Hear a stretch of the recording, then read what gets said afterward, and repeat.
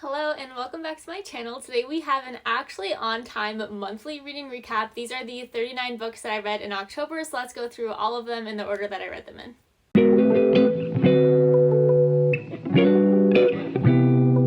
This was a little bit of a strange reading month because I had some really high highs but also some really low lows. I started this month on a bit of a low point with The Long Game. This book was okay. I definitely will give The Spanish Love Deception a try. I've heard that book is better, but this one is a very long romance and it's very slow. I thought I was gonna really like it in the beginning and just ended up not loving it. I gave this one 3 stars. It's okay, just really not my favorite. And then after that I read Wreck the Halls, and this one is currently my favorite Tessa Bailey book. I adored this. I thought this was so good. It is a really, really amazing Christmassy romance book, and I think it's just perfect for this holiday season, so highly recommend this if you like Tessa Bailey's books. The next one I read was also a bit of a letdown. We have The Stranger Upstairs, and this one I actually really loved the first half of, and then it just progressively went downhill. The ending I thought was pretty terrible. I really liked the direction the book was going until it went to the ending, and then I thought the ending kind of ruined it for me. I know some people have loved the ending, so this is mostly probably just a me problem, so you might still love it, but I didn't love it. This one was a 3 star for me as well, but it was a really good short Halloween-y haunted house vibes type of book, so I'm glad I read it, but not my favorite book ever. Then I read Beautiful Darkness, which is a very dark graphic novel. I honestly was really enjoying the story of this one. My stack is falling over here. But there's a couple triggers in here that really bothered me. There's some animal issues and then also some eye triggers, and I just couldn't handle it because of that. So I give this 3.5 stars, but if you don't have triggers with animals being injured and eyes being injured, then you probably will be fine. This one's a very abstract story, but it is very unique and interesting. So I think it's a pretty good read. And then next up, this is my first 5 star of the month. We have The Winter Sister. I adored this book so much. This is so good. This thriller was very unique to me. I didn't guess the twist at all, and it kept me on my toes. I kept thinking about this book while I wasn't reading it. I wanted to pick this back up. So I loved this. 5 stars. I've read 3 of Megan Collins' books so far, and this is by far my favorite. I highly recommend this one. And then that swiftly went downhill. I read my first 5 star read of the month, and then I read one of my least favorite books of the month. This is At the End of Every Day, and this was something that I thought had so much promise. This is a amusement park thriller where a celebrity was unalived in the amusement park, and the amusement park is shutting down. One of the employees is tasked with shutting it down, and I thought it had so much promise. I couldn't get into this book. I tried it on audio. I tried it physically. Both methods didn't work for me. I was very confused throughout this book. I didn't really understand it. And it was almost it was also really slow, but also confusing. And it's also a short book, so I don't even know. It was just an abstract experience. I didn't love it. I gave this one 2 stars, unfortunately. And then I read The Girls in the Cabin, and this one really stood out to me. I thought this was fantastic. It's a very good thriller horror. It was perfect for spooky season. It's set in a remote cabin in the woods. They can't get out. They need to get help, and it's fantastic. I really like this one. It was 4.75 stars. I had one small unanswered question when I was done reading this, and that was the only reason it didn't get 5 stars for me. But overall, I highly recommend this one, and this is my first Caleb Stevens book, and it definitely won't be my last because I really liked his writing. The next one that I read was Fly With Me, and this is one of my new favorite romance books now. I gave this 5 stars. I absolutely adored this. This is a co-pilot and a nurse who end up dating, and it is so adorable. I loved it so very much. So I don't know if this is this author's debut novel or not. I've never heard of this author, but now that I've read this, I definitely need to check out if this author has other books out because I loved it so much. Then I read The House Across the Lake, and this is my new favorite Riley Sager. I adored this. I loved the paranormal aspects of this, which I know throws some people off. So if you don't like paranormal in your thrillers, then you probably won't love this. But I thought this was so good. The twist had me totally shocked, even though I thought that I had this entire book figured out. So I love when that happens because I guess a lot of twists. And so I thought with this book, I was had it figured out. There's no way it was going to surprise me, and then it just totally did. So I really enjoyed this a lot. Thank You for Sharing was pretty good. I gave this 4 stars. It wasn't my favorite romance that I read this month. That was Fly With Me, but I did really enjoy this one. And then Watching You, I love Lisa Jewell so much. She's one of my favorite thriller authors. This one isn't my favorite of hers, but I still really enjoyed this one too. So these were both 4 stars. I recommend them. They're just not my favorite books ever. Next up was my first ever Lucinda Berry. I had never read her books before, and I honestly thought that they were all just thrillers, and I could be wrong. I think she maybe writes some thrillers, but this one is not, and the cover was giving thriller for me, so I picked it up during my spooky season TBR thinking I was in for a thriller, and I totally wasn't. This plot is so unique. I adored this. This is one of the only 3 books I've ever read that have made me actually cry tears.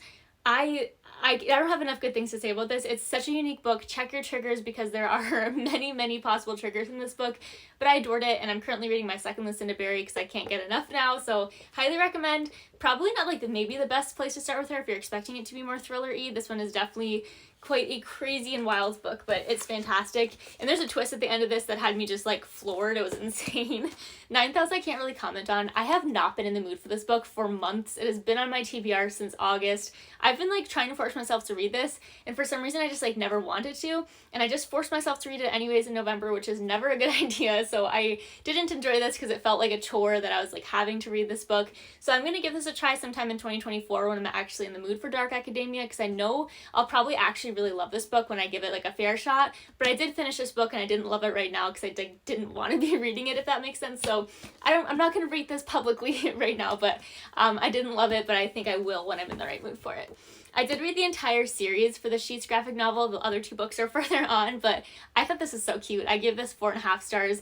It is just the absolute most adorable like ghost graphic novel story, and I just love this story so much. It's about this girl whose mother passed away, and so she's kind of tasked with running her family's laundromat, and it's potentially going to go under because somebody's trying to buy out their building and sabotage them, and basically this ghost comes to help and save the day, and it's so cute. I just adored it.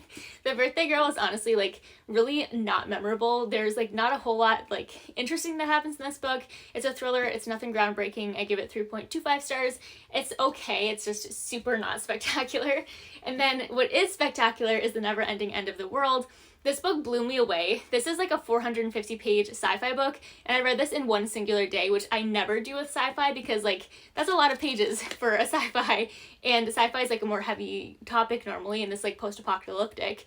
I adored this. I ate this up. So good. I give this 4.5 stars. I can't wait to see. This is from Campfire, and I can't wait to see what else they publish in the future because this was absolutely spectacular and just blew my expectations away for that. Mother Daughter Murder Night. I liked it. I didn't love it. This was a Reese book club pick, and because of that, I had high expectations and it didn't quite meet those. So I give it 3.5 stars. I enjoyed my reading experience, but it just like wasn't anything groundbreaking. One by One did actually exceed my expectations because I've seen some people say this is like their least favorite Frida McFadden, and this is actually like not one of my favorites, but it is up there. I give this 4.5 stars. I thought it was so much fun, and I did not guess the twist, and I guessed most of her twists, so that's like saying something. I thought it was very good. Alone with You in the Ether and me just did not mesh. I just didn't like the writing style of this book.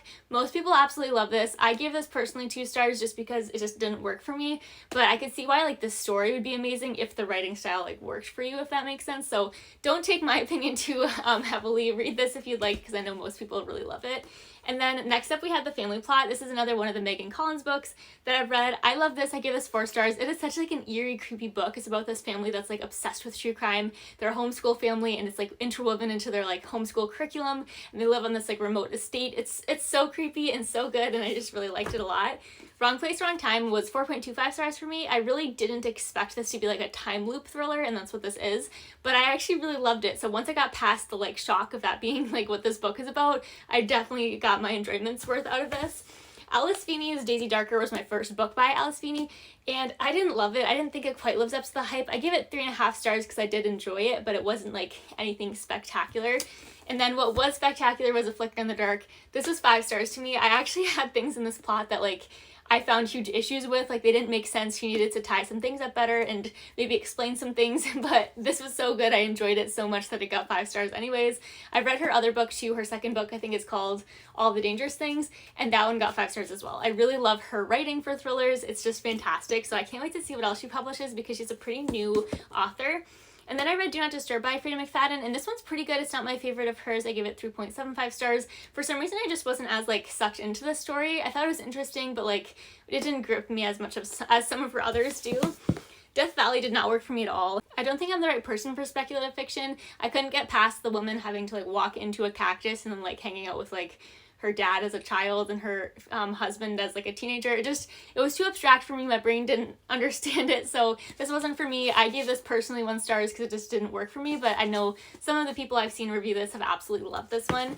The Fury took me by surprise because I didn't actually really like The Silent Patient, and I loved this book. I gave this 4 stars. I thought it was very unique, very interesting, and although it is still slow, kind of like The Silent Patient is, it was very like captivating. So if you didn't like The Silent Patient, I think you still might like this one like I did, and if you did, did really like The Silent Patient. To me, this is probably going to be even better for you because it was just like so entertaining and so crazy, and the twists were amazing. I was blown away by this book, really like pleasantly surprised. This is an arc, by the way. It comes out in January, so it comes out in a couple of months.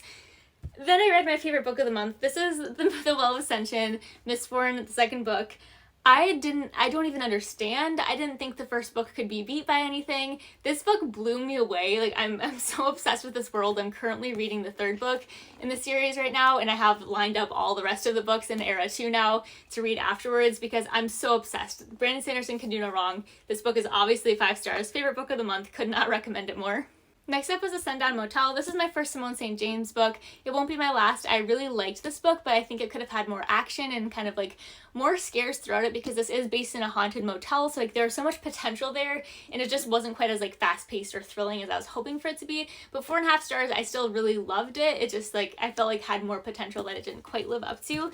And then what had just all the correct hype around it is The Chain. This book was everything to me. I was like so captivated by this book. The very first page, you have a kid that gets kidnapped, and this is what the chain is. It's a kidnapping chain where the parents can't get their kids back until they've kidnapped another person and held that person's kid for ransom, and then they only get their kid back when that person's parent kidnaps another kid and holds them for ransom. I explained that terribly, but basically it's a kidnapping chain where you are constantly having to kidnap a new kid to get the other person's kid back. It's absolutely crazy. It's insane. I loved this so much. I gave it 5 stars. I could see this being like a very touchy subject for parents.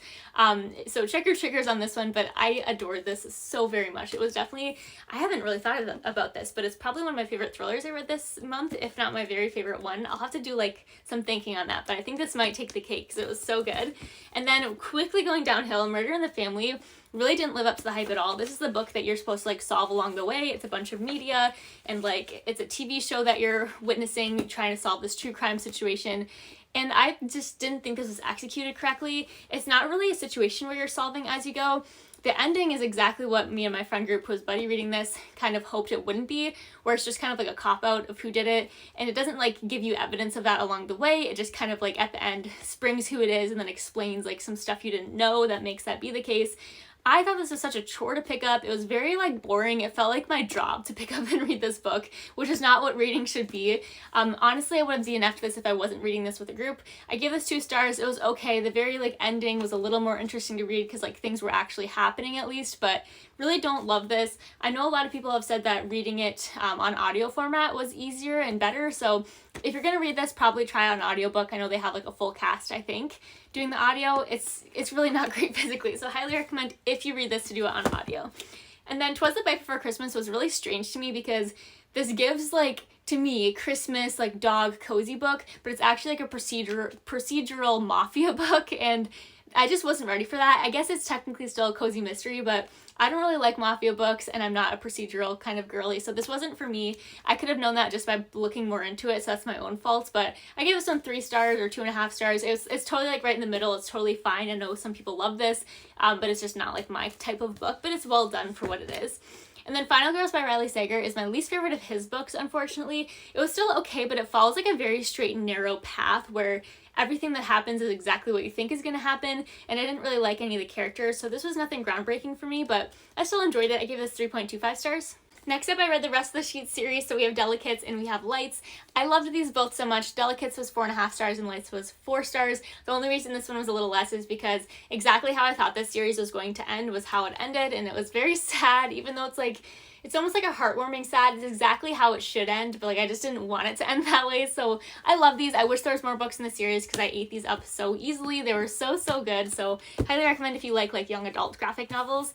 Too Scared to Sleep was a collection of short stories where at the end of each story you have a QR code that you get to scan and watch like a 15-second jump scare. I thought that was a really fun concept. I love the short stories. I gave this 4.5 stars. My only complaint is that the production quality of like the little movies that it plays, I think kind of go downhill towards like the middle. Some of the clips like don't really correlate that well to the stories, or just like aren't as fun as some of the earlier ones that were like so shocking and scary. But overall, I do recommend it. I thought this is a really good book. 4.5 stars is very high and really awesome, fun collection of short horror stories. Divine Rivals was a little bit weird for me because I did like it. I gave it 4 stars and thought it was really enjoyable, but like not a lot happens in this book. Like I wanted more plot. I wanted some backstory because we have this like war between gods, which sounds super epic, but we don't get to see any of it, and we only get like a tiny little bit of backstory. Also, the chemistry between these two characters was like a little off for me, and there's a situation that makes them like lose their trust between each other, and then like a second later they're like in love and getting married, and it's just like there's just a lot that I had issue with in this book, but I think it has a lot of potential so that the second book like could be really amazing. So I liked it. I gave it 4 stars, but like the execution just like wasn't spot on to me for this one. And then Secluded Cabin Sleep 6 was my first book by this author, and I liked it. I gave it 4 stars. It wasn't like quite everything that I was hoping for it to be, but I do love like locked door type of thrillers, and that's what this is, where they're secluded, it's stormed, so they can't get out. It was definitely enjoyable. Second last book we have, All the Light We Cannot See. This was a me problem because I listened to this one on audio, and it's a little bit of a confusing like audio format because the timeline is going back and forth in this book, and so I struggled with that because we have a moving timeline with 2 different characters, so it was my own fault of like having a hard time keeping up with like when certain things are happening, whereas when you're reading physically you can constantly just like flip back. So I liked it, but I think I'll give this another try physically probably like maybe next year. So I give this 3.75 stars for now. And then to wrap up the very end of the month, I read The Perfect Son by Frida McFadden, and unfortunately just like I started the month on a low note, I ended it on a low note because this was not my favorite. This is definitely my least favorite Frida that I've read so far, simply because there's like a lot of animal abuse in this book and I don't have the stomach for that, and it's honestly like not that like visual of a description of it, but just like what happens in this book like hurt my soul a little bit, and I definitely predicted the ending of this one like the earliest I've ever predicted for Frida, so it's definitely not my favorite. I give it 2.5 stars, but it was still entertaining. Like I read this in less than a day because it was still enjoyable, but again, I recommend most of her other books more than this. And that was all of them. Super out of breath. That was a very long video, but thank you guys for watching. This was definitely a crazy reading month. November will be much slower because I've got Dragonsteel Convention, I've got my birthday. It's a smaller or shorter month already, and I'm doing a month of Sanderson TBR theme, so the books will all be longer. My final list will be much shorter, but October was just a crazy month. I had, as I said, lots and lots of highs of like really good books, but then also some like fairly disappointing books as well. But overall, it was a really fun reading month, and thank you so much for watching a very long monthly reading recap.